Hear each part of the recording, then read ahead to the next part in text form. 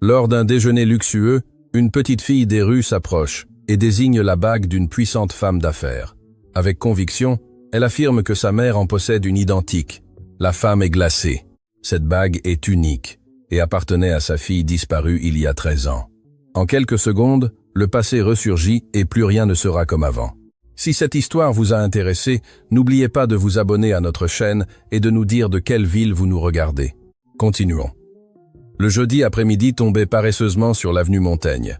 La circulation dense de Paris ne semblait pas accorder de répit. Mais là-haut, au 3e étage de l'un des immeubles les plus imposants du quartier, Éléonore Dubois observait la ville à travers les larges baies vitrées de son bureau, comme quelqu'un contemplant un échiquier.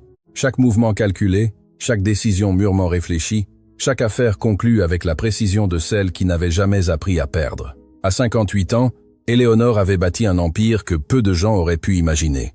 Elle avait hérité d'une entreprise familiale de taille moyenne et l'avait transformée en une corporation dominant des secteurs entiers de l'économie.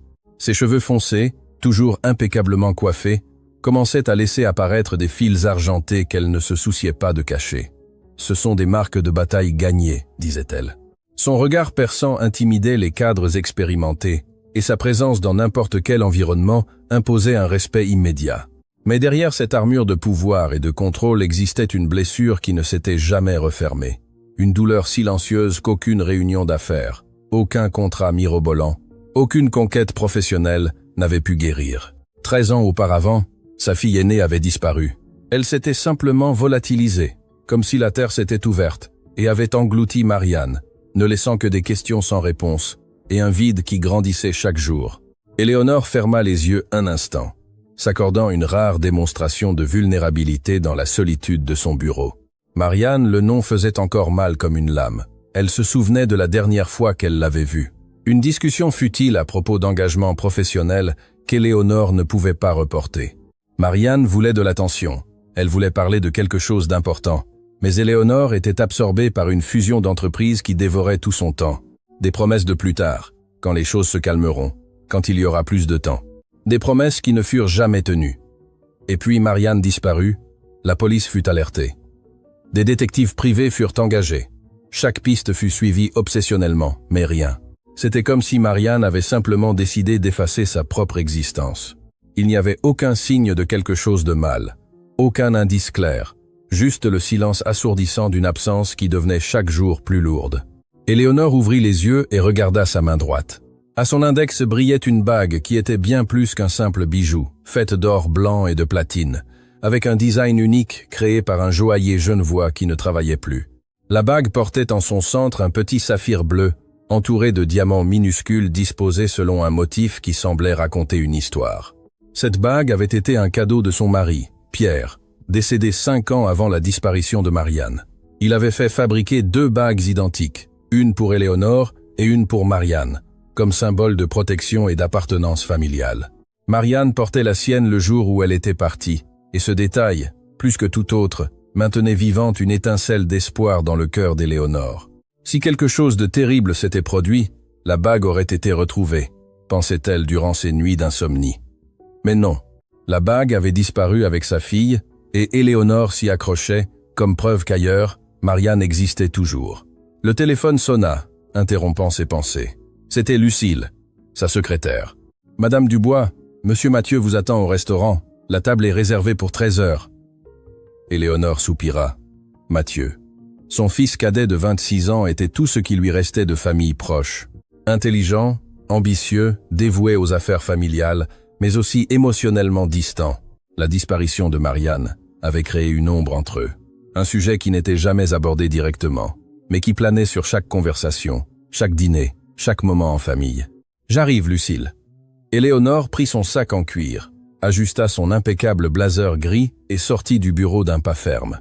Le chauffeur l'attendait déjà dans le garage avec la voiture noire aux vitres teintées. Le trajet jusqu'au restaurant serait court, à peine quelques rues, mais Éléonore ne conduisait jamais. Elle préférait utiliser ce temps pour réviser des documents, passer des appels, maintenir un contrôle absolu sur chaque aspect de son empire. Le restaurant choisi se trouvait dans le 8 arrondissement, l'un des quartiers les plus sophistiqués de Paris. C'était un lieu fréquenté par l'élite, où les hommes d'affaires concluaient des affaires entre un plat de turbot aux truffes noires et un grand cru bordelais. Éléonore était une cliente habituelle. Elle connaissait le maître d'hôtel par son nom, avait sa table préférée toujours réservée, et appréciait l'ambiance discrète et élégante qui correspondait parfaitement à son image publique. Mathieu était déjà assis lorsqu'elle arriva, grand, les épaules larges et les cheveux châtains bien coupés. Il se leva pour la saluer d'un baiser sur la joue. Il portait un costume bleu marine et une cravate discrète, l'image parfaite du jeune cadre dynamique. « Maman, je pensais à la proposition de la société de construction. Je crois que nous devrions l'accepter, mais avec certaines conditions. » Éléonore s'assit et prit la carte juste par formalité. Elle savait déjà ce qu'elle allait commander. Elle commandait toujours la même chose. « Nous pourrons en discuter plus tard, Mathieu. Pour l'instant, déjeunons. » Mais la conversation revint rapidement aux affaires. C'était le terrain sûr, l'espace où mère et fils parvenaient à se connecter sans effleurer de vieilles blessures. Ils parlèrent de contrats, de l'expansion vers la Côte d'Azur, de la concurrence grandissante. Éléonore écoutait attentivement, posait des questions précises, donnait des avis avec l'assurance de celle qui avait tout bâti de zéro. Le restaurant était plein, comme toujours. Cadres en cravate, femmes élégantes, conversations à voix basse et rires retenus. C'était un monde à part, protégé par des parois de verre et des agents de sécurité discrets qui veillaient à ce que rien ne trouble la paix artificielle de cet environnement, jusqu'à ce que la paix se brise. Au début, ce n'était qu'un murmure, quelques personnes regardant vers l'entrée avec des expressions d'inconfort. Éléonore n'y prêta pas attention immédiate, concentrée sur son plat de saumon grillé. Mais alors un mouvement brusque attira son regard. 2 agents de sécurité du restaurant marchaient rapidement vers la porte avec des expressions tendues. C'est alors qu'Éléonore la vit, une petite fille, trop maigre, avec des vêtements sales et déchirés. Les cheveux châtains étaient emmêlés, le visage marqué par la saleté. Mais c'étaient ses yeux qui impressionnaient le plus. Des yeux grands, sombres, effrayés, mais aussi déterminés. La petite ne devait pas avoir plus de 7 ou 8 ans et portait sur ses épaules le poids de quelqu'un qui avait déjà vécu bien plus qu'elle n'aurait dû en si peu de temps. La fillette avait réussi à entrer dans le restaurant et marchait maintenant entre les tables d'un pas hésitant, regardant les plats avec une faim qui faisait mal à voir. Certaines personnes détournaient le regard, d'autres fronçaient les sourcils en signe de désapprobation. L'ambiance changea instantanément. Cet enfant représentait tout ce que cet environnement tentait de tenir à l'écart. La pauvreté, le dénuement, la dure réalité qui existait dans les rues de Paris. Les agents s'approchèrent rapidement, prêts à la faire sortir. Éléonore observait la scène avec un mélange de gêne et quelque chose qu'elle ne savait pas bien définir, mais elle n'était pas préparée à ce qui allait suivre. La fillette, en passant devant la table d'Éléonore, s'arrêta brusquement. Elle ne regarda pas l'assiette, elle ne regarda pas la nourriture. Ses yeux se fixèrent sur la main droite d'Éléonore, sur la bague. La petite resta immobile, comme si elle avait vu quelque chose d'impossible. Alors, d'une voix fine, tremblante, mais empreinte d'une certitude absolue, elle dit quelque chose qui fit que le monde d'Éléonore cessa de tourner. « Ma mère a une bague exactement pareille. » Le silence qui suivit fut assourdissant. Mathieu regarda la fillette avec irritation, prêt à la faire partir. Les agents tendaient déjà les mains pour l'éloigner, mais Éléonore ne pouvait plus bouger. Son cœur s'accéléra d'une manière qui ne lui était pas arrivée depuis des années. Ses mains commencèrent à trembler. L'air sembla devenir lourd, dense, suffocant. Cette bague était unique. Il n'existait pas de réplique, pas de hasard. Seules 2 personnes au monde possédaient une bague comme celle-là, Éléonore et Marianne. D'un geste brusque qui surprit tout le monde, Éléonore leva la main, interrompant les agents. « Attendez !» Sa voix sortit plus faible qu'elle ne l'avait voulu. Mathieu la regarda confus. « Maman, que fais-tu » Éléonore ignora son fils. Ses yeux étaient fixés sur la fillette, qui semblait maintenant encore plus effrayée par la réaction qu'elle avait provoquée. Avec effort, Éléonore contrôla sa respiration et tenta de maintenir sa voix ferme. « Comment sais-tu cela? Où est ta mère ?» La fillette hésita, regardant autour d'elle comme un animal acculé. Mais il y avait quelque chose dans ce regard. Quelque chose qu'Éléonore reconnut immédiatement. L'expression, la façon dont elle inclinait légèrement la tête quand elle était incertaine, de petits détails qui traversaient les générations. « Elle est malade. Nous vivons dans un endroit loin d'ici. Elle porte toujours la bague et dit que c'est important, qu'elle ne doit jamais la perdre. » Éléonore sentit ses jambes fléchir. Elle s'appuya sur la table, essayant de digérer ce qu'elle entendait. Mathieu se leva, alarmé. « Maman, tu vas bien? Cela n'a aucun sens. C'est juste une coïncidence. » Mais Éléonore savait que non. 13 ans de douleur, de recherches, de questions sans réponse, de nuits blanches à imaginer où Marianne pouvait être. Et maintenant, de manière complètement inattendue, une fillette des rues apparaissait avec une information qui ne pouvait signifier qu'une chose. Marianne était vivante. Éléonore tendit sa main tremblante vers la fillette qui recula instinctivement. « S'il te plaît, n'aie pas peur. Comment t'appelles-tu » La petite regarda autour d'elle, toujours effrayée, mais quelque chose dans la voix d'Éléonore sembla la calmer un peu. « Valérie. Valérie. » Le nom résonna dans l'esprit d'Éléonore comme une révélation. Avec beaucoup de précaution, elle s'accroupit pour se mettre à la hauteur de l'enfant. « Valérie, peux-tu me montrer où est ta mère » La fillette hésita, se mordant la lèvre inférieure. Puis, d'un mouvement lent, elle fourra la main dans la poche sale de son pantalon et en sortit quelque chose de froissé. C'était une vieille photographie, pliée plusieurs fois, les bords déjà effilochés par le temps et la manipulation constante. « Elle m'a donné cette photo, dit-elle. Elle dit que c'est important de la garder. » Éléonore prit la photographie, les mains tremblant tellement qu'elle pouvait à peine la tenir. En dépliant le délicat papier, son cœur s'arrêta presque. Mais avant même de voir le visage, quelque chose attira son attention. Au verso de la photo, il y avait une inscription manuscrite avec des lettres déjà décolorées par le temps, mais encore lisibles. Des mots qui coupèrent comme une lame. « Je reviendrai quand tout sera sûr. Je le promets, Marianne. » Les larmes commencèrent à couler avant même qu'Éléonore n'en soit consciente. Avec des mains tremblantes, elle retourna la photographie.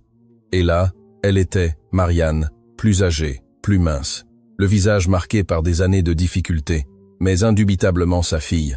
Sa petite fille, la jeune femme qu'elle avait perdue il y a 13 ans, maintenant une femme adulte regardant l'appareil photo avec des yeux fatigués, mais encore vifs.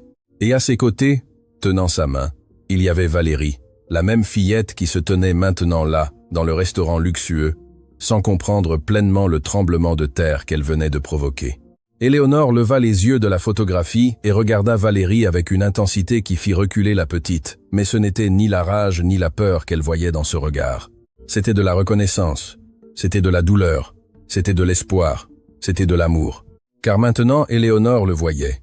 Elle voyait dans les yeux de Valérie les mêmes yeux de Marianne. Elle voyait la courbe du visage, la façon de froncer les sourcils, les gestes hésitants. Elle voyait l'héritage génétique qui traversait les générations, impossible à nier ou à ignorer. Éléonore tomba à genoux là, au milieu du restaurant silencieux, sans se soucier des dizaines de regards fixés sur elle. Elle tendit ses bras tremblants vers la fillette, et sa voix sortit brisée, étouffée par l'émotion. « Tu es ma petite fille. Marianne est ta mère, ma fille. » Le restaurant entier sembla se figer à cet instant. Mathieu devint pâle, avec l'expression de quelqu'un qui venait de voir sa réalité détruite et reconstruite en quelques secondes. Valérie regarda Éléonore avec un mélange de confusion et de peur, sans comprendre complètement ce qui se passait, mais sentant le poids de ce moment. Et tandis que les larmes continuaient de couler sur le visage d'Éléonore Dubois, la femme qui ne pleurait jamais en public, qui ne montrait jamais de faiblesse, qui contrôlait des empires et dominait des salles de réunion, elle réalisa que 13 ans de recherche, de douleur, de questions sans réponse, s'étaient achevés de la manière la plus improbable possible. Dans un restaurant de luxe, au milieu d'un après-midi ordinaire, une fillette des rues avait ramené non seulement l'espoir, mais la certitude que Marianne était toujours là. Et cette fois, Éléonore ne laisserait rien ni personne l'empêcher de retrouver sa fille. Le trajet, jusqu'à un quartier populaire de la périphérie de Paris, sembla durer une éternité, bien que l'horloge n'indiquât qu'à peine 40 minutes. Éléonore était assise à l'arrière de la voiture, avec Valérie à ses côtés, enveloppée dans un manteau que le chauffeur lui avait offert. La fillette tremblait encore, mais plus de froid. C'était le choc de tout ce qui se passait trop vite pour que son esprit enfantin puisse le traiter. Mathieu suivait dans la voiture de derrière avec 2 agents de sécurité. Il avait insisté pour que sa mère n'y aille pas seule, que cela pourrait être dangereux, qu'ils avaient besoin de protection. Éléonore l'avait à peine écouté. Son esprit était complètement concentré sur une seule chose. Marianne, sa fille, était vivante. Elle respirait, elle existait. Et dans quelques minutes, elle serait à nouveau face à face. Le trajet montra un contraste brutal. Ils sortirent du 8 arrondissement, traversèrent le centre-ville. Ils passèrent par des quartiers qui perdaient progressivement de leur éclat pour arriver à une zone qu'Éléonore ne connaissait que par les nouvelles. Des maisons entassées, des rues étroites et mal pavées, des câbles électriques emmêlés formant des toiles d'araignées dangereuses au-dessus de leurs têtes. Des enfants jouaient pieds nus dans la rue, des hommes conversaient au coin des rues, Des femmes portaient des sacs lourds. C'était un autre monde. Un monde qui avait toujours existé parallèlement au sien, mais qu'Éléonore n'avait jamais eu besoin de voir réellement. Maintenant, chaque détail criait à ses yeux, chaque visage fatigué, chaque construction précaire, chaque signe de lutte quotidienne pour la survie. Et quelque part dans cet univers parallèle, Marianne avait passé les 13 dernières années. La culpabilité commença à opprimer la poitrine d'Éléonore avec une force presque insupportable. La voiture s'arrêta devant un vieil immeuble de 4 étages avec la peinture écaillée et des fissures visibles sur les murs. Il n'y avait ni concierge ni interphone, seulement une porte en métal rouillé qui grinçait en étant poussée. Valérie descendit de la voiture et regarda Éléonore avec une expression mêlant peur et espoir. « C'est ici, 3e étage. Appartement 302. » Éléonore inspira profondément, essayant de contrôler le tourbillon d'émotions qui menaçait de l'effondrer. Mathieu s'approcha, touchant son épaule avec délicatesse. « Maman, je viens avec toi. » Elle secoua la tête, les yeux toujours fixés sur l'immeuble. « Non, je dois faire ça seule d'abord. » Mais avant que Mathieu ne puisse protester, Éléonore marchait déjà vers l'entrée, suivant Valérie. Les agents restèrent en arrière, respectant sa décision, mais restant en alerte. L'escalier était étroit et sombre, éclairé seulement par une ampoule faible qui clignotait par intermittence. L'odeur d'humidité imprégnait l'air, mêlée à des odeurs de cuisine. Chaque marche qu'Éléonore montait semblait une descente symbolique vers un lieu qu'elle avait toujours ignoré, qu'elle avait toujours feint de ne pas exister si près de son monde parfait. Au 3e étage, Valérie s'arrêta devant une porte en bois usé avec la peinture bleue presque inexistante. La fillette regarda Éléonore comme pour demander la permission, puis frappa doucement. « Maman, c'est moi. J'amène quelqu'un. » Il y eut un silence, puis le bruit de pas traînants. La porte s'entr'ouvrit un peu, et à travers elle, Éléonore aperçut un visage qui lui fit sentir que le sol avait disparu sous ses pieds. Marianne, plus mince, avec la peau pâle et marquée par la fatigue, les cheveux châtains maintenant longs et sans éclat, les cernes profonds révélant des nuits d'insomnie. Mais c'était elle, indubitablement elle, les mêmes yeux verts qu'Éléonore voyait tous les jours dans ses souvenirs, la même courbe délicate du nez, la même expression qui devenait encore plus intense lorsqu'elle était surprise ou effrayée. Marianne ouvrit la bouche, mais aucun son n'en sortit. Ses yeux s'écarquillèrent en reconnaissant la femme qui se tenait devant elle. La couleur quitta complètement son visage. Elle chancela en arrière, s'appuyant contre le mur, et Éléonore vit les yeux de sa fille rouler et son corps commencer à céder. « Marianne !»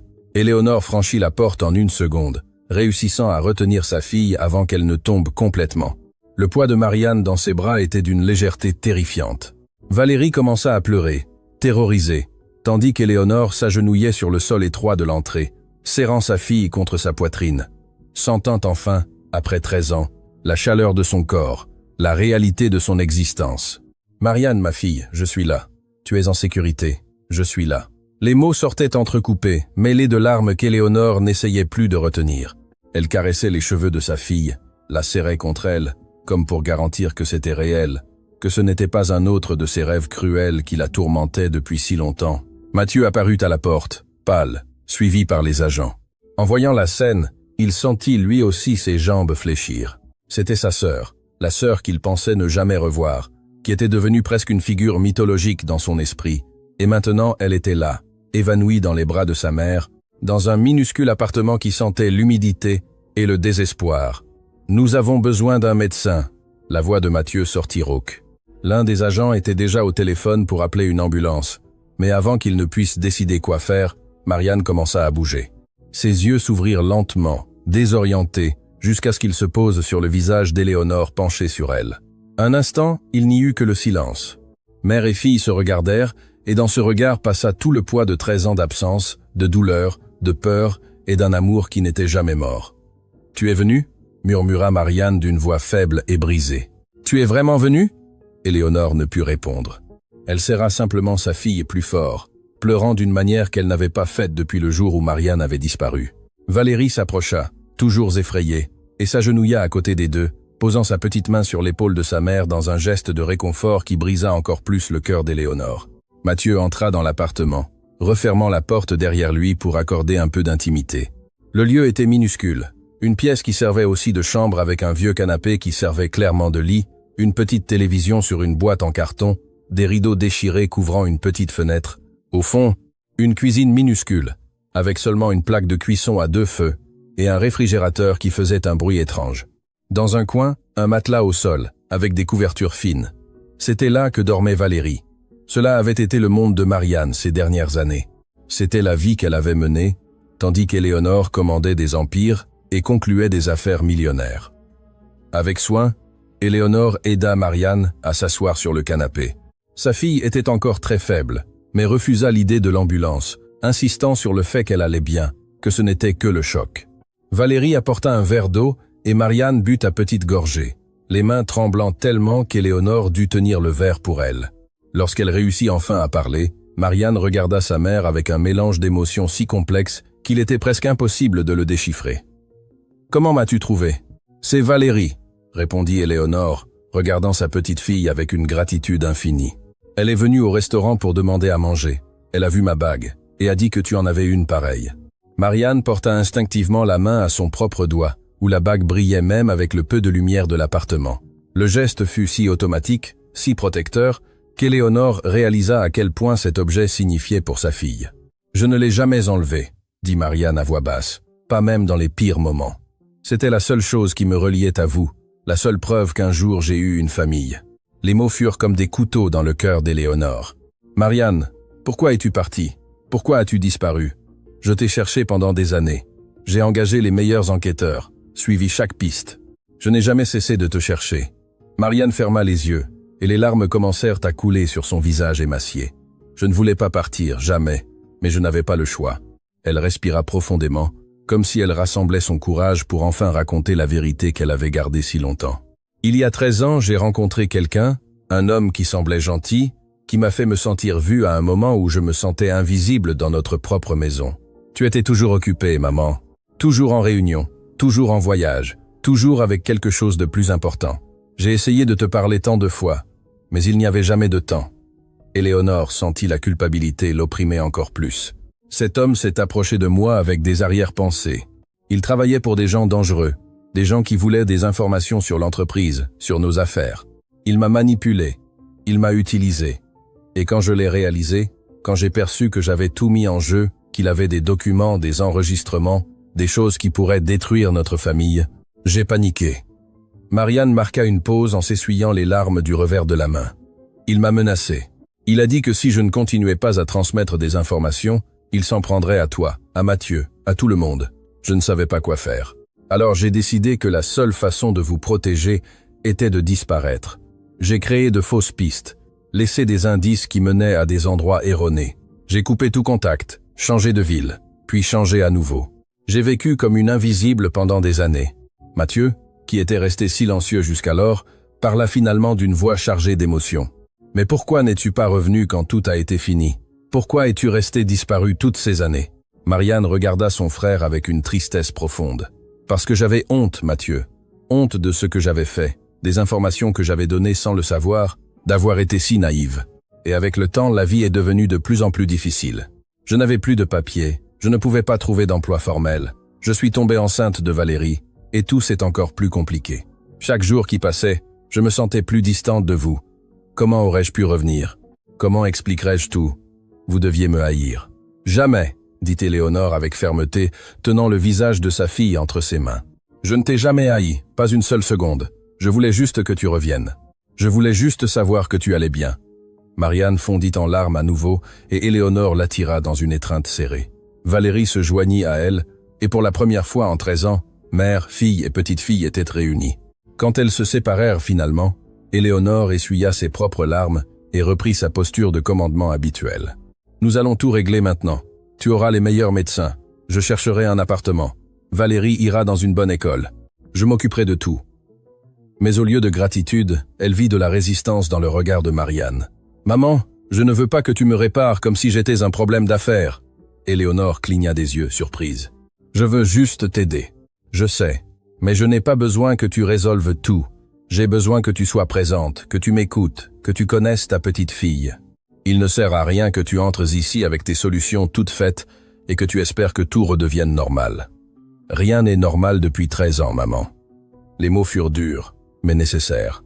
Éléonore en ressentit l'impact, et pour la première fois depuis longtemps, elle réalisa que sa façon de tout contrôler, de tout résoudre avec de l'argent et du pouvoir, ne serait pas suffisante. « Non, cette fois tu as raison », dit-elle à voix basse. « Je suis désolée, c'est juste que je suis si heureuse de t'avoir retrouvé que je veux tout bien faire maintenant. » Marianne prit la main de sa mère, la serrant doucement. « Alors commence par rester, reste juste ici avec moi. Parlons vraiment. » Et c'est ce qu'Éléonore fit. Elle s'assit sur ce vieux canapé inconfortable, dans un appartement plus petit que son dressing, et parla avec sa fille. Elle parla des 13 années perdues, des difficultés que Marianne avait rencontrées, de la naissance de Valérie, des peurs, des douleurs, des petites joies au milieu de tant de luttes. Mathieu y participa également, posant des questions, faisant la connaissance de la nièce qu'il venait de découvrir. Valérie peu à peu perdit sa peur et commença à parler, racontant sa vie avec une honnêteté qui fit que les adultes se sentirent encore plus petits devant tant de courage. Quand le soleil commença à se coucher dehors, teignant le ciel d'orange à travers la petite fenêtre, Éléonore réalisa quelque chose de fondamental. Elle n'était pas là pour sauver Marianne. Elle était là pour se reconnecter avec la fille qu'elle n'avait jamais cessé d'aimer, mais qu'elle avait perdue bien avant sa disparition physique. Elle était là pour apprendre à être mère à nouveau et cette fois-ci, à le faire différemment. Avant de partir cette nuit-là, Éléonore prit la main de Marianne et la regarda profondément dans les yeux. « Je vais faire les choses correctement. Je le promets. » Marianne sourit pour la première fois, un petit sourire, mais authentique. « Je sais, maman, et je vais essayer aussi. » C'est alors qu'Éléonore regarda plus attentivement la bague au doigt de sa fille. Quelque chose attira son attention, une petite marque sur le bord intérieur, presque imperceptible. Avec soin, elle retira sa propre bague et l'examina de près. Et c'est alors qu'elle vit quelque chose qu'elle n'avait jamais remarqué auparavant, une gravure minuscule à l'intérieur, des mots si petits qu'il fallait forcer la vue pour les lire. Elle approcha la bague de la lumière tamisée de l'ampoule et réussit à déchiffrer. « Protection éternelle, papa. » Sa respiration se coupa. Elle regarda la bague de Marianne et vit la même gravure. C'était la preuve finale, définitive, irréfutable. Ce symbole que Pierre avait créé des années auparavant accomplissait son rôle. Il avait réuni mère et fille à nouveau. Le cœur serré par l'émotion, Éléonore remit la bague à son doigt et regarda Marianne, Valérie, Mathieu, sa famille, brisée, blessée, mais toujours là, toujours vivante, toujours avec la possibilité de recommencer. Et pour la première fois en 13 ans, Éléonore Dubois se permit de croire que peut être, juste peut être, il était encore temps de réparer ce qui avait été détruit. Non pas avec de l'argent, non pas avec du pouvoir, mais avec de la présence, de l'écoute, de l'amour véritable. Parce que certaines choses, elle le comprenait enfin, ne peuvent être achetées ni contrôlées. Elles doivent être vécues, ressenties, construites jour après jour avec patience et dévouement. Et Éléonore était prête à apprendre cela, peu importe le prix. Les premiers jours après les retrouvailles furent comme marcher sur du verre. Chaque pas devait être mesuré, chaque mot pesé avant d'être prononcé. Éléonore retourna à l'appartement de Marianne le lendemain, puis le surlendemain, et le jour d'après, apportant toujours quelque chose. De la nourriture, des vêtements pour Valérie, des médicaments pour Marianne, mais toujours en demandant d'abord, toujours en respectant les limites que sa fille établissait. Ce fut Marianne qui suggéra finalement que Valérie vienne vivre chez Éléonore. La décision ne fut pas facile. En fait, ce fut l'une des choses les plus difficiles qu'elle ait eu à faire dans sa vie. Mais la réalité était indéniable. Valérie méritait plus que ce petit appartement, plus que l'incertitude de chaque jour, plus que de voir sa mère se battre pour obtenir le minimum vital pour survivre. Le matin où Valérie fut emmenée au manoir d'Éléonore, les adieux furent douloureux. Marianne serra sa fille dans ses bras de longues minutes, lui murmurant des mots d'amour et des promesses qu'elles seraient toujours ensemble, même si ce n'était pas au même endroit. Valérie pleura. Mais il y avait aussi une lueur d'espoir dans ses yeux. C'était une enfant. Et les enfants rêvent de sécurité, de nourriture abondante, d'un lit moelleux.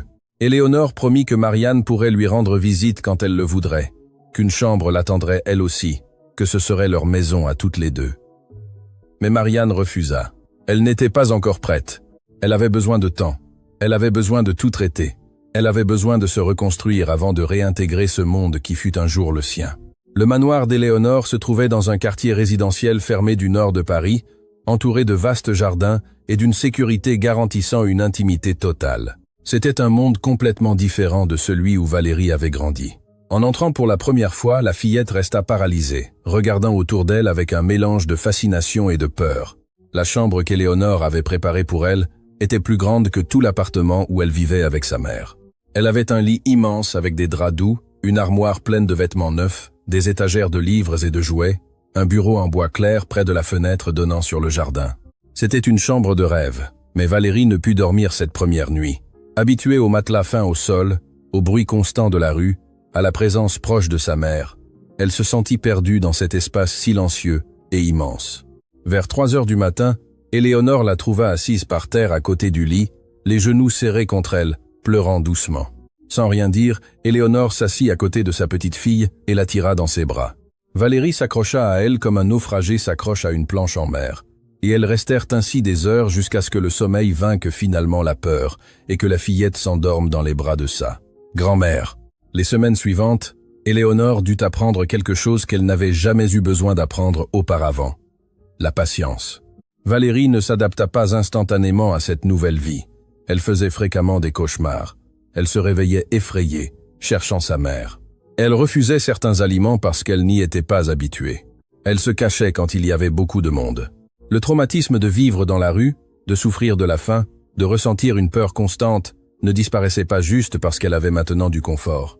Éléonore engagea une psychologue pour enfants, le docteur Camille, une femme gentille et expérimentée qui commença à travailler avec Valérie. Les sessions furent révélatrices. La fillette portait de profondes blessures, mais aussi une résilience impressionnante.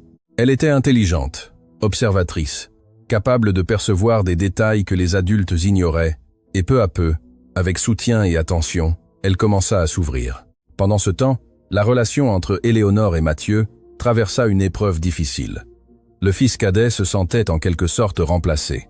Toute l'attention de sa mère, qui était auparavant partagée entre lui et les affaires, était désormais presque exclusivement consacrée à Marianne et Valérie. Les réunions d'entreprise qui occupaient auparavant des heures de la journée d'Éléonore furent déléguées à Mathieu, qui se retrouva soudain avec une responsabilité bien plus grande qu'il n'était préparé à assumer. Un soir, lors d'un dîner tendu au manoir, Mathieu explosa. « Il semble que j'ai perdu ma mère 2 fois. D'abord, quand Marianne a disparu, et que tu t'es noyé dans le travail pour ne pas penser à elle. Maintenant qu'elle est revenue, tu m'as complètement oublié. » Éléonore fut choquée. Elle n'avait jamais réalisé à quel point Mathieu se sentait négligé. Elle tenta de lui expliquer qu'elle essayait simplement de compenser le temps perdu, mais Mathieu l'interrompit. « Et mon temps perdu, maman? J'ai aussi perdu une sœur. J'ai aussi souffert. Mais personne ne semble s'en souvenir. » Les mots furent durs, mais nécessaires. Ils forcèrent Éléonore à voir que sa tentative de tout réparer laissait une fois de plus quelqu'un de côté. Cette nuit-là, après que Mathieu fut parti furieux du manoir, Éléonore resta seule dans le salon, regardant son propre reflet dans la fenêtre sombre. Elle échouait à nouveau, essayant de tout contrôler, de tout résoudre, mais oubliant simplement d'être présente pour tous ceux qui avaient besoin d'elle. Le lendemain, elle chercha Mathieu dans son appartement. La conversation fut longue et difficile. Éléonore demanda pardon, admit ses erreurs, écouta les plaintes de son fils sans l'interrompre, et pour la première fois, ils réussirent à avoir une conversation honnête sur la façon dont la disparition de Marianne les avait affectés tous les deux, sur la façon dont la douleur avait été traitée différemment, sur la façon dont la famille ne s'était jamais vraiment remise de ce traumatisme. Mathieu confessa que pendant des années, il avait senti qu'il devait être parfait pour compenser l'absence de Marianne, pour ne pas donner plus de soucis à sa mère, qu'il s'était enterré dans les affaires non par amour du travail, mais parce que c'était la seule façon de se connecter avec Éléonore, qu'il ne s'était jamais permis de vivre sa propre vie par peur de décevoir ou d'être un fardeau supplémentaire. Éléonore écouta tout, le cœur brisé. Elle avait échoué envers Marianne en n'étant pas présente lorsque sa fille avait besoin d'elle, et elle avait échoué envers Mathieu en faisant de lui une extension de ses propres objectifs, sans le voir comme un individu avec ses propres rêves et besoins. « Je ne sais pas comment être une bonne mère », admit-elle d'une voix étranglée. « J'ai passé toute ma vie à construire des entreprises, à conclure des affaires, à gagner des batailles professionnelles. Mais avec vous, j'ai toujours échoué. » Dieser na, Toza, no forting forden, and ordent. Mathieu prit la main de sa mère et pour la première fois depuis des années, il se permit d'être vulnérable avec elle. « Alors, apprenons ensemble. Il n'est pas trop tard. » Cette conversation marqua un tournant. Éléonore et Mathieu commencèrent à se réunir chaque semaine, non pas pour parler d'affaires, mais pour simplement parler de sentiments, de peur, d'attente. C'était étrange et inconfortable au début, Mais peu à peu, cela créa un pont qui avait été détruit depuis longtemps. Pendant ce temps, Marianne luttait pour reconstruire sa propre vie. Éléonore insista pour l'aider financièrement, mais Marianne n'accepta que le strict nécessaire, un appartement simple, mais digne dans un meilleur quartier. De l'aide pour obtenir de nouveaux papiers, des consultations médicales pour traiter des problèmes de santé négligés pendant des années, mais elle refusa tout ce qui allait au-delà. « J'ai besoin de faire certaines choses seule », expliqua-t-elle à sa mère lors d'une des visites. « J'ai besoin de me prouver que je peux, non pas parce que je ne te fais pas confiance, mais parce que j'ai besoin de me retrouver. Send, Kontfand, Prez, Anamali, Gong, and Bankla, Anamali, Kontfand, So, Anam, Andam, Andamam, Andamam. » Éléonore apprit à respecter cela, même lorsque chaque fibre de son être criait de tout résoudre, de tout faciliter, d'utiliser son pouvoir et son argent pour ouvrir toutes les portes, mais elle apprenait que le véritable amour signifie parfois donner de l'espace, même quand cela fait mal. Valérie commença à fréquenter une école privée près du manoir. Au début, ce fut difficile. Elle avait des années de retard par rapport aux autres enfants de son âge, et la différence socio-économique était abyssale. Les autres enfants venaient de familles riches avec des vies de privilèges depuis la naissance. Valérie venait de la rue, et cela était visible dans chaque geste, chaque mot, chaque réaction. Il y eut du harcèlement, des enfants cruels qui percevaient que Valérie était différente et utilisaient cela pour la blesser. Des commentaires sur ses vêtements, sur sa façon de parler, sur d'où elle venait. Valérie rentrait à la maison les yeux rouges, disant qu'elle ne voulait plus retourner à l'école. Éléonore voulut intervenir immédiatement, parler avec la direction, avec les parents des autres enfants, user de son influence pour résoudre la situation. Mais ce fut Mathieu qui l'arrêta. « Laisse-la apprendre à se battre ses propres batailles. Sois là pour la soutenir, mais ne résous pas tout pour elle. Sinon, elle n'apprendra jamais à être forte. » Les mots résonnèrent dans l'esprit d'Éléonore. C'était exactement ce qu'elle avait mal fait avec Marianne. Essayer de tout contrôler, de tout résoudre, sans laisser d'espace à sa fille pour apprendre à naviguer seule dans le monde. Ainsi, au lieu de résoudre le problème, Éléonore s'assit avec Valérie et parla. Elle écouta les douleurs de la fillette, valida ses sentiments et l'aida ensuite à réfléchir à des moyens de faire face à la situation. Valérie décida de parler à la professeure et avec l'équipe pédagogique. L'école mit en place des activités sur l'empathie et la diversité sociale. Cela ne régla pas tout instantanément, mais peu à peu, certains enfants commencèrent à voir Valérie telle qu'elle était vraiment. Une fillette courageuse, intelligente, qui avait survécu à des choses qu'ils ne pouvaient même pas imaginer. Et cela, d'une certaine manière, était admirable. Valérie commença aussi à rendre visite à sa mère régulièrement. Éléonore offrait toujours le chauffeur, mais Valérie, suivant l'exemple de Marianne, insistait parfois pour prendre le bus. Elle voulait garder les pieds sur terre, ne pas oublier d'où elle venait. C'était une sagesse impressionnante pour une enfant de son âge. Les visites entre mère et fille étaient le point culminant de la semaine de Valérie. Elle parlait pendant des heures, jouait. Marianne l'aidait avec ses devoirs, et peu à peu, Valérie rapprochait les deux femmes de sa vie, l'une de l'autre. Elle racontait à Éléonore ses conversations avec Marianne, et racontait à Marianne son quotidien au manoir. Ce fut Valérie qui suggéra le dîner en famille. Un dîner simple, sans formalité, au manoir. Éléonore, Marianne, Mathieu et Valérie. Les quatre ensemble pour la première fois en 13 ans. Éléonore était nerveuse comme jamais avant une réunion d'affaires. Elle fit préparer un dîner spécial, mais pas excessif. Elle voulait que Marianne se sente à l'aise, pas intimidée. Elle choisit des vêtements décontractés, demanda aux employés d'être discrets. Elle rendit l'ambiance la plus accueillante possible. Quand Marianne arriva ce soir-là, vêtue d'une robe simple que Valérie l'avait aidée à choisir, Éléonore sentit son cœur se serrer. Sa fille était plus belle, plus saine qu'il y a quelques mois. La couleur était revenue sur son visage. Ses yeux avaient plus de vie. Elle se remettait. Le dîner commença de manière tendue. Tous étaient très conscients que c'était un moment important, que tout mot malheureux pourrait briser le fragile pont qui était en train de se construire. Mais alors Valérie commença à raconter des histoires amusantes de l'école, imitant les professeurs, décrivant des situations avec un humour qui fit rire tout le monde. La glace était brisée. La conversation coula naturellement. Mathieu et Marianne se remémorèrent des moments d'enfance, riant de vieilles bêtises. Éléonore partagea des histoires de quand ils étaient petits, avant que tout ne se complique. Pendant quelques heures, ils furent simplement une famille imparfaite, blessée, mais unie. À la fin de la soirée, alors que Marianne s'apprêtait à partir, Elle prit la main d'Éléonore et la regarda profondément dans les yeux. « Merci, maman, de ne pas avoir renoncé à moi. » Éléonore sentit les larmes monter mais sourit. « Je n'abandonnerai jamais. Tu es ma fille. Tu l'as toujours été. Tu le seras toujours. » Elles s'étreignirent là, à la porte du manoir, et pour la première fois en 13 ans, l'étreinte n'avait pas le poids des adieux. Elle avait le goût d'un nouveau départ. Lorsque Marianne fut partie, Éléonore rentra dans la maison et trouva Mathieu et Valérie dans le salon, en pleine conversation. Son fils et sa petite-fille créant leur propre lien. Une nouvelle génération de la famille apprenant à se connecter de manière plus saine. Éléonore se joignit à eux sur le canapé et les trois restèrent là dans un silence confortable, profitant simplement de la compagnie de l'autre. Ils n'avaient pas besoin de mots. La présence était suffisante. Cette nuit-là, avant de s'endormir, Éléonore retira la bague de son doigt et l'observa à la lumière de la lampe. Ce petit objet avait traversé tant de choses. Il avait été un symbole d'amour, de perte, d'espoir, et avait finalement rempli son rôle. Il avait réuni la famille. Elle pensa à Pierre, à quel point il aurait été heureux de savoir que ses enfants étaient à nouveau ensemble, que sa petite-fille était en sécurité, que la famille, malgré tout, retrouvait le chemin de l'amour.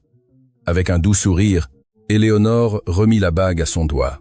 Il restait encore beaucoup à réparer, beaucoup de blessures à guérir, beaucoup de conversations difficiles à venir. Mais pour la première fois en 13 ans, elle avait la certitude qu'ils étaient sur la bonne voie.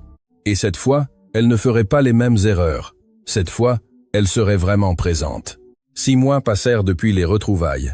6 mois de reconstruction lente, d'erreurs et de réussites, de conversations difficiles et de moments de joie inattendus. La vie avait trouvé un nouveau rythme, différent d'avant, mais avec sa propre beauté imparfaite.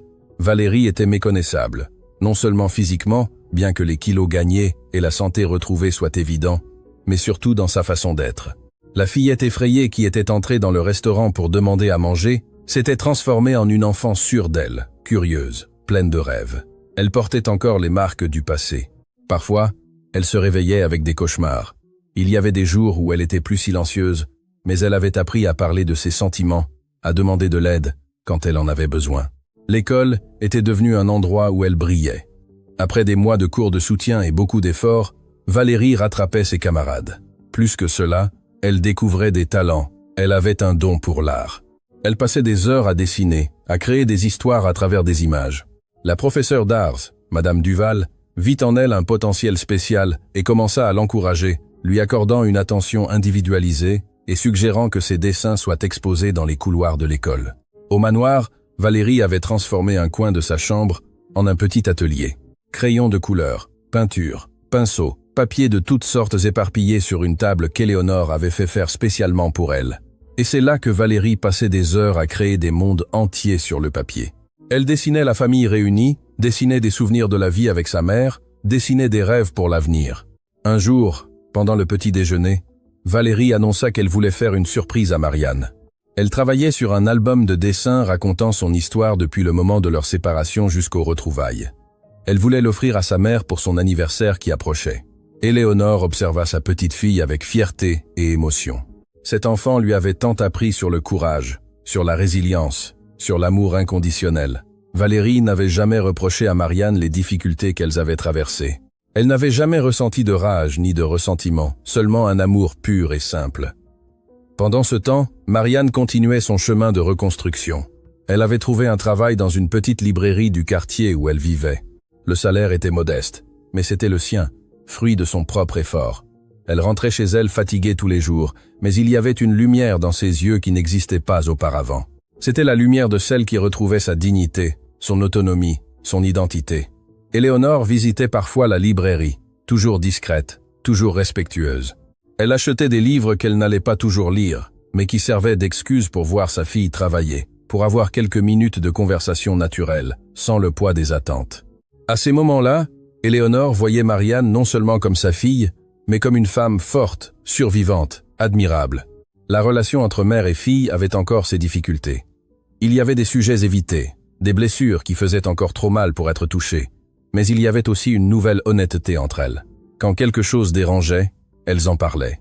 Quand elles avaient besoin d'espace, elles le demandaient. Elles apprenaient à interagir de manière saine, en respectant les limites de l'autre. Mathieu avait également subi des transformations. Assumer plus de responsabilités dans les affaires familiales, lui fit découvrir qu'il avait plus de capacités qu'il n'imaginait, mais cela le fit aussi se demander si c'était vraiment ce qu'il voulait pour sa vie. Une nuit, lors d'un dîner familial qui était devenu une tradition hebdomadaire, il fit une annonce qui surprit tout le monde. « Je pense étudier la psychologie ». Éléonore faillit laisser tomber sa fourchette. Mathieu avait toujours été le fils dévoué aux affaires, l'héritier naturel de l'empire qu'elle avait construit. L'idée qu'il veuille suivre une autre voie ne lui avait jamais traversé l'esprit. « Psychologie, pourquoi ?» Mathieu respira profondément avant de répondre. « Parce que tout ce qui s'est passé avec notre famille m'a fait réaliser l'importance des questions émotionnelles, à quel point nous avons besoin de mieux comprendre les gens, les relations, les traumatismes. Je veux aider d'autres familles à ne pas traverser ce que nous avons traversé. Je veux vraiment faire une différence. » Le silence qui suivit fut lourd. Éléonore sentit la vieille impulsion de contrôler, de convaincre son fils qu'il faisait une erreur, d'utiliser des arguments logiques sur la succession d'entreprises et les responsabilités. Mais alors elle regarda Marianne, qui observait la scène avec attention, et Valérie qui dessinait dans un carnet en écoutant tout. Ce fut Valérie qui parla la première. « Je trouve ça magnifique, oncle Mathieu. Tu vas aider beaucoup de gens. » La simplicité de la fillette brisa la tension. Marianne sourit à son frère. « Je te soutiens, fais ce qui rend ton cœur heureux. » Éléonore les regarda tous les trois, son fils voulant changer de carrière, sa fille reconstruisant sa vie à partir de zéro, sa petite fille enseignant à tous le courage, et elle réalisa que l'empire qui importait vraiment n'était pas celui des affaires et de l'argent, c'était celui qui était là à cette table, la famille. D'une voix étranglée, elle prit la main de Mathieu. « Si c'est ce que tu veux, tu as tout mon soutien. Nous trouverons quelqu'un pour prendre ta place dans l'entreprise. L'important est que tu sois heureux. » Mathieu avait les larmes aux yeux lorsqu'il serra sa mère dans ses bras. C'était la première fois qu'il se permettait de suivre son propre chemin, sans craindre de décevoir. Les semaines suivantes furent marquées par des changements pratiques. Mathieu commença un cursus préparatoire pour l'université, réduisant progressivement ses responsabilités dans l'entreprise. Éléonore promut des cadres de confiance, réorganisa la structure corporative et découvrit que l'entreprise fonctionnait parfaitement bien sans qu'elle ait à contrôler chaque détail. En fait, elle découvrit qu'elle avait plus de temps pour ce qui comptait vraiment, plus de temps pour Valérie, pour suivre l'évolution de la fillette à l'école, pour s'asseoir par terre dans la chambre et dessiner avec elle, pour écouter ses histoires sur les camarades, sur les professeurs, sur ses rêves de devenir artiste un jour. Plus de temps pour Marianne, pour de longs déjeuners où elle parlait de tout et de rien, pour l'aider à choisir des meubles pour l'appartement, pour simplement être ensemble sans agenda ni attente.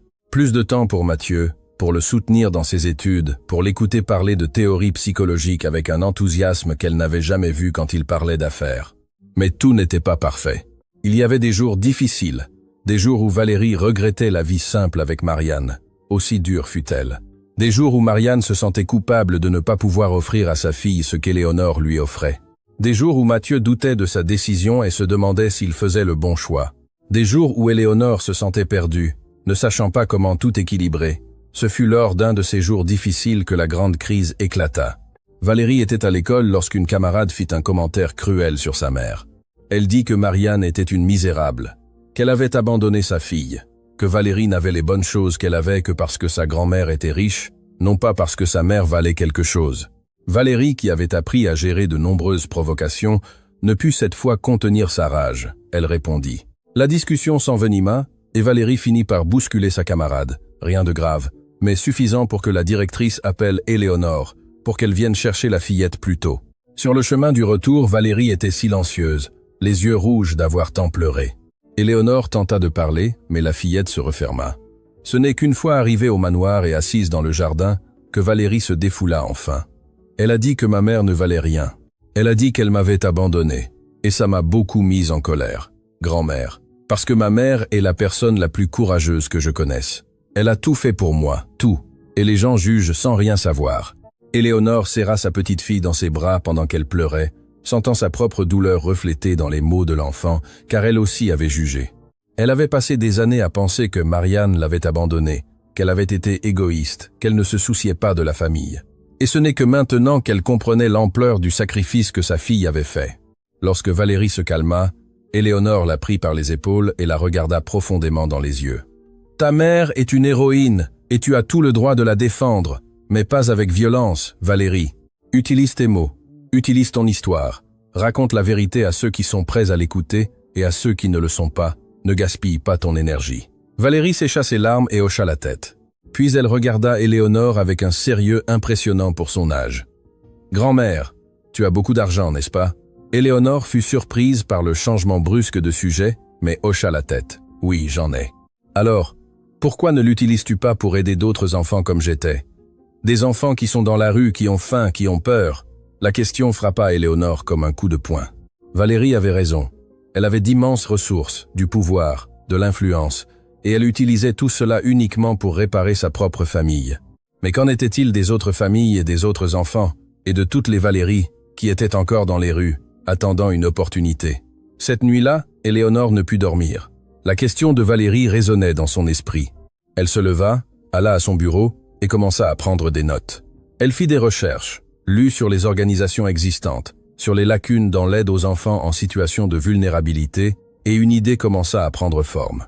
Le lendemain matin, elle réunit Marianne et Mathieu. « Je veux créer une fondation, une organisation dédiée à aider les enfants des rues, non seulement avec une assistance de base, mais avec un programme complet. Éducation, santé, soutien psychologique, formation professionnelle pour les parents. Je veux utiliser nos ressources pour faire une réelle différence. » Marianne regarda sa mère avec surprise et admiration. « C'est une idée magnifique, maman. Mais pourquoi maintenant ?» Éléonore sourit tristement. « Parce que Valérie m'a fait réaliser que j'ai passé toute ma vie à me concentrer sur la construction de richesses, mais je n'ai jamais pensé à utiliser cette richesse pour améliorer le monde autour de moi. Elle m'a montré que nous pouvons transformer notre douleur en but. » Mathieu s'enthousiasma immédiatement. « Je peux aider. Je peux utiliser ce que j'apprends en psychologie pour structurer le soutien émotionnel pour les familles. » Marianne hésita un instant, puis dit quelque chose qui surprit tout le monde. « Je veux aider aussi. Je veux travailler directement avec les enfants. Je sais ce que c'est d'être de l'autre côté. Je sais ce qui fonctionne et ce qui ne fonctionne pas quand on est vulnérable. » Éléonore sentit son cœur se serrer d'émotion. Sa famille, si brisée des mois auparavant, s'unissait autour d'un but plus grand. Ils transformaient leurs blessures en force pour aider les autres. Dans les mois suivants, la Fondation Valérie, nom choisi en l'honneur de la fillette qui avait tout changé, commença à prendre forme. Éléonore y investit des ressources significatives, mais aussi son attention et son temps. Marianne devint la coordinatrice du programme d'accueil, utilisant son expérience pour créer des protocoles plus humanisés. Mathieu, bien que toujours en études, contribua avec des idées sur le traumatisme et la récupération émotionnelle. Et Valérie, la petite Valérie, devint le visage de la Fondation. Ses dessins illustraient les supports, son histoire inspirait les donateurs, sa présence aux événements touchait les cœurs. Elle n'était plus seulement une victime, elle était une survivante, une guerrière, une inspiration. L'anniversaire de Marianne arriva au milieu de toutes ces transformations. Valérie termina son album de dessins, un travail magnifique qui racontait son voyage à travers des images colorées et pleines d'émotions. Lors du dîner de célébration, lorsque Marianne ouvrit le cadeau et vit chaque page, chaque dessin, chaque détail soigneusement créé par sa fille, elle ne put retenir ses larmes. C'était son histoire, de la souffrance à l'espoir, de la séparation aux retrouvailles, de la douleur à la guérison. Tout y était éternisé par la vision pure d'une enfant qui n'avait jamais perdu la capacité d'aimer. Éléonore observa mère et fille s'embrasser, pleurant ensemble sur ce précieux album, et réalisa quelque chose de fondamental. Elles avaient retrouvé le chemin, non pas vers ce qu'elles étaient avant, car cela n'existait plus, mais vers quelque chose de nouveau, quelque chose de plus fort, quelque chose de construit sur la vérité, le respect et l'amour véritable. Et tandis que la famille célébrait là, dans le manoir, qui n'était plus seulement celui d'Éléonore, mais de tous, une pensée traversa son esprit. La bague à son doigt avait rempli sa mission. Elle avait réuni ceux qui étaient séparés, mais il leur revenait maintenant de faire en sorte que cette réunion en vaille la peine. Il leur revenait d'honorer la seconde chance que la vie leur avait donnée. Et pour la première fois, depuis longtemps, Éléonore avait la certitude absolue qu'ils y parviendraient. 2 ans passèrent depuis ce jour au restaurant. 2 ans qui semblèrent une vie entière de transformation, d'apprentissage et de reconstruction. La Fondation Valérie était devenue une référence à Paris en matière d'aide aux enfants en situation de vulnérabilité. Ce qui avait commencé comme un projet personnel d'Éléonore se transforma en une organisation robuste avec des équipes dédiées, des alliances stratégiques et des résultats concrets qui changeaient des vies quotidiennement. Valérie aurait 15 ans dans quelques jours, et Éléonore prévoyait une célébration spéciale. Non pas une fête ostentatoire comme on s'attendrait de quelqu'un avec ses ressources, mais quelque chose qui aurait un sens réel, quelque chose qui honorerait le voyage de cet enfant extraordinaire et tout ce qu'elle représentait pour la famille. Le siège de la fondation se trouvait dans un immeuble rénové au centre de Paris, stratégiquement situé pour faciliter l'accès aux familles aidées. Éléonore y passait au moins 3 après-midi par semaine, non seulement en participant activement, mais aussi en parlant avec les enfants, en écoutant leurs histoires, en comprenant leurs besoins. Chaque visage qu'elle voyait était un rappel de ce que Valérie avait vécu. Et cela la maintenait motivée pendant les jours difficiles. Marianne était devenue l'âme de la fondation. Elle y travaillait à plein temps, coordonnant non seulement l'accueil initial, mais aussi le suivi à long terme des familles. Son expérience personnelle donnait une légitimité au travail qu'aucun titre universitaire ne pourrait fournir. Les mères qui arrivaient à la fondation, fatiguées, honteuses, effrayées, voyaient en Marianne non pas une figure d'autorité distante, mais quelqu'un qui les comprenait vraiment, parce qu'elle était passée par là. Un après-midi, Éléonore était dans son bureau de la fondation lorsque Marianne entra sans frapper, ce qu'elle ne faisait que lorsqu'elle avait quelque chose d'important à dire. Son visage était différent. Il y avait une lueur dans ses yeux qu'Éléonore n'avait pas vue depuis longtemps. « Maman, j'ai quelque chose à te raconter. » Éléonore laissa les papiers de côté immédiatement, accordant toute son attention à sa fille. Au cours de ces 2 années, elle avait appris que des moments comme celui-ci étaient les plus importants, plus que n'importe quelle réunion d'affaires ou décision d'entreprise. Marianne s'assit, respira profondément et sourit d'une manière qui illumina tout son visage. « J'ai rencontré quelqu'un. » Éléonore sentit son cœur faire un bond. Pendant toutes ces années, Marianne n'avait jamais mentionné aucune relation. L'expérience traumatisante qui l'avait poussée à disparaître avait laissé de profondes cicatrices, et elle avait toujours maintenu une distance de sécurité de tout engagement romantique. Il s'appelle Romain. Il est professeur de littérature. Il travaille dans un lycée public non loin d'ici. Nous nous sommes rencontrés à la librairie il y a quelques mois. Il venait toujours acheter des livres, et nous parlions d'auteurs, d'histoires. Cela a commencé comme une amitié, mais c'est devenu quelque chose de plus. Éléonore vit de la vulnérabilité et de la peur dans les yeux de sa fille.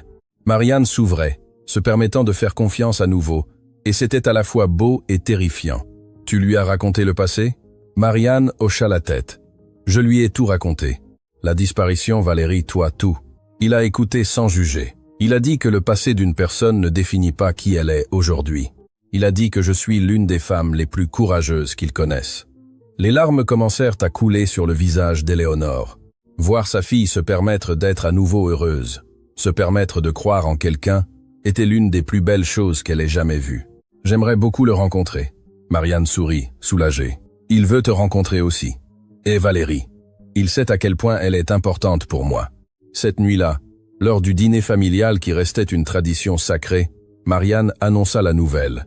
Valérie fut très enthousiaste, posant déjà 1000 questions sur Romain, sur quand elle le rencontrerait, sur s'il aimait dessiner.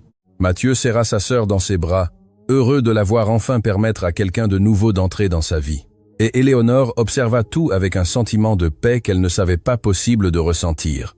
Sa famille grandissait, s'étendait, créant de nouveaux liens. Et cette fois, elle n'essayait de rien contrôler. Elle était simplement présente, soutenant, célébrant. Les préparatifs pour l'anniversaire de Valérie avançaient. Éléonore avait décidé de célébrer la fête dans la fondation même, invitant non seulement la famille et les amis proches, mais aussi les enfants suivis par l'organisation. Elle voulait que ce soit une célébration inclusive qui démontrerait que tous les enfants, quelle que soit leur origine, méritaient joie et reconnaissance. Valérie participa à chaque détail de la planification. Elle choisit un thème qui reflétait qui elle était, l'art et la transformation. Elle demanda que les murs de la fondation soient temporairement transformés en galeries, exposant non seulement ses propres dessins, mais aussi les œuvres des autres enfants. Elle voulait que ce jour célèbre non seulement elle, mais tous ceux qui avaient trouvé l'espoir grâce à la fondation. Mathieu, qui était déjà en 2e année de psychologie et faisait un stage à la fondation, organisa des activités ludiques pour les enfants. Il créa des stations de peinture, des contes, des jeux coopératifs. Il avait trouvé son but et il était visible à quel point il était heureux. Il avait commencé à sortir avec une camarade de faculté, Claire, une jeune femme dévouée et gentille qui s'intégrait parfaitement à la famille. La veille de l'anniversaire, Éléonore était à la maison, terminant quelques détails quand son téléphone sonna. C'était un numéro inconnu. Hésitante, elle décrocha. Allô? La voix à l'autre bout était masculine, hésitante. Madame Éléonore Dubois. Mon nom est Romain Sanchez.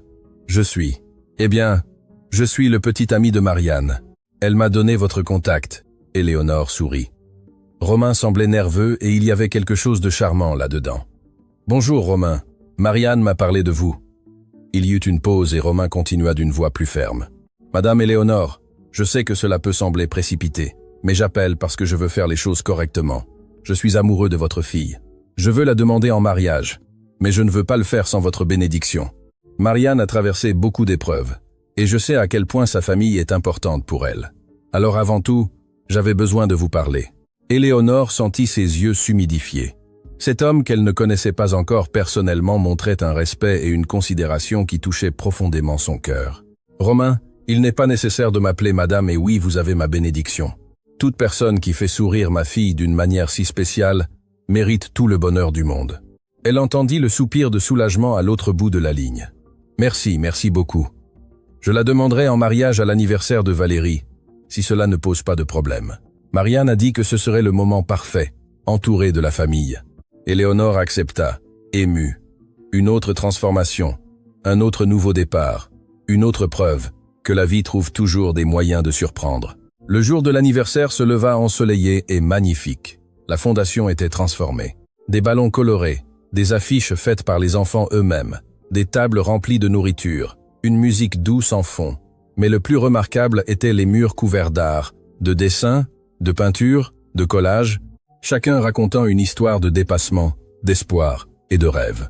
Valérie se réveilla tôt, excitée. Elle enfila une robe bleu clair qu'elle avait elle-même aidé à choisir, simple et magnifique. En descendant pour le petit déjeuner, elle trouva Éléonore, Marianne, Mathieu et même Romain, qui avaient été invités à participer à la célébration matinale en famille. Romain était grand, avec des lunettes, un sourire aimable et des yeux qui témoignaient d'intelligence et de bonté. En rencontrant Éléonore, il la salua avec respect, mais sans servilité, et en rencontrant Valérie, il s'agenouilla pour être à sa hauteur et lui dit qu'il avait déjà entendu des histoires incroyables à son sujet. Valérie l'apprécia immédiatement. Elle avait un don pour percevoir quand les gens étaient sincères, et Romain l'était. La fête commença en milieu d'après-midi. Des enfants de tous âges couraient dans l'espace, riant, jouant, profitant du moment. Beaucoup d'entre eux étaient pris en charge par la fondation. Ils venaient de familles qui luttaient pour sortir de la vulnérabilité. Voir ces enfants heureux, se sentant inclus, valorisés, était la réalisation de tout ce pourquoi Éléonore avait travaillé au cours des 2 dernières années. Des parents et amis proches étaient également présents, des cadres de l'entreprise d'Éléonore, des professeurs de Valérie, des travailleurs de la fondation, tous réunis pour une célébration qui transcendait les classes sociales et les différences. C'était exactement ce que Valérie voulait. Au moment du gâteau, tout le monde se rassembla. Éléonore avait commandé un gâteau spécial décoré avec les dessins les plus emblématiques de Valérie. La fillette souffla les bougies, entourée de tous ceux qu'elle aimait. Et les applaudissements furent chaleureux et sincères, mais la grande surprise était encore à venir. Éléonore demanda le silence et appela Valérie au centre de la pièce. Avec un sourire ému, elle sortit une petite boîte en velours bleu de sa poche. « Valérie, depuis le jour où tu es entrée dans ce restaurant et que tu as changé nos vies, tu as été une lumière, un courage et une inspiration. Tu nous as appris la résilience, l'amour inconditionnel, à transformer la douleur en but.